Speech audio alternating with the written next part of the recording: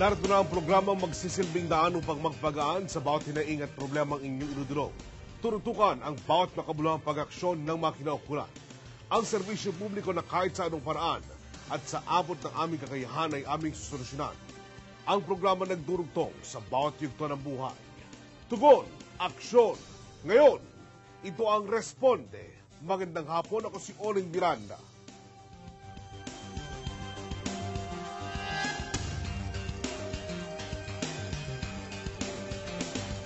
Bago makakuha ng malalaking kontrata ang mga kumpanya, ang mga ito'y kadalasang dumadaan sa bidding. Kaya kapag nai-award sa isang kumpanya ang malaking biyaya o malaking proyekto, biyaya itong matuturing. Ngunit paano kung hindi magbayad ng buo ang kanilang nakakontrata? Ito ang problema inilapit sa amin na mismong Chief Executive Officer na isang kumpanya nalugi dahil sa pinasukang kontrata. Si Erwin Quintana sa report. Mismong Chief Executive ng malaking kumpanyang Smartcon Services and Trading ang lumapit sa Responde dahil sa naging problema sa pinasukang kontrata. Lumapit po ako sa Responde dahil dun sa isang problema po dun sa isang naging kakontrata po namin na isang kumpanya po na pag-aari po ng dati isang ex-government official. Bali po ito ay yung Treston International Culinary School sa Daport, Taguig. Sa aming pagkakaalam po, ang may-ari po nito ay si Efraim Henvino, yung ex-PAGCOR chairman po. Kwento ni Mel Sabino, December 21, 2009 nang i-award sa kanila ng Treston International Culinary School ang isang kontratang nagkakahalaga ng 4.8 million pesos. At habang ginagawa nila ang proyekto, nadagdagan pa ito ng 560,000 pesos, kaya umabot ito ng 5.3 million pesos. Ang naturang kontrata ay para sa miscellaneous metal sa paligid ng eskwelahan. 100% accomplished ang nasabing proyekto ayon kay Mel.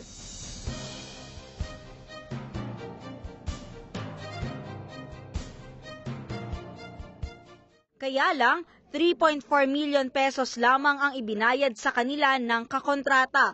Dagdag pa ni Mel, August 26, 2010 habang kasalukuyang ginagawa ng Smartcon ang unang kontrata ay isa pang proyekto ang nai-award sa kanila.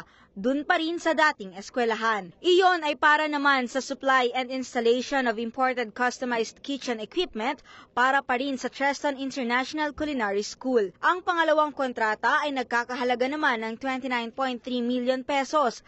Pero habang isinasagawa ito, ay ibinaba ng eskwelahan sa 22.5 million pesos ang Google. Bagay na hindi naman tinutulan ng Smartcon dahil hindi pa naman kumpleto ang kanilang supply ng panahong iyon. Lumalabas na sa dalawang kontratang pinasok ng Smartcon sa Treston International Culinary School, lumalabas na sa dalawang kontratang pinasok ng Smartcon sa Treston International Culinary School ay mayroon pang mahigit 9 million pesos na balanseng dapat bayaran sa kanila. Ang dalawang kontrata ay nilagdaan ng manugang ni Efraim Henvino na si Jerwin C. Ang masakit po nito, after na matapos po namin yung proyekto, ay hindi na po kami kinakausap tungkol po dun sa balanse.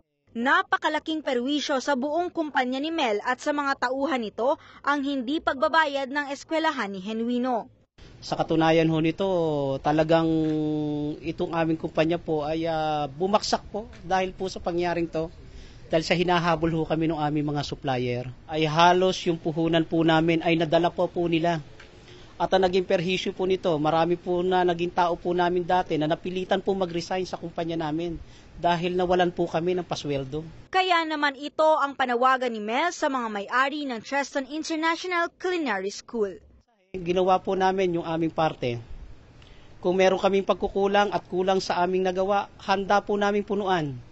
Harapin lang po nila yung kanilang obligasyon sa amin dahil meron din po kaming obligasyon na naiwan sa aming mga supplier. Ako sa Erwin Quintana ang inyong koresponde. Usapang bidding po tayo sa pagbabalik na Responde. Tutok lamang.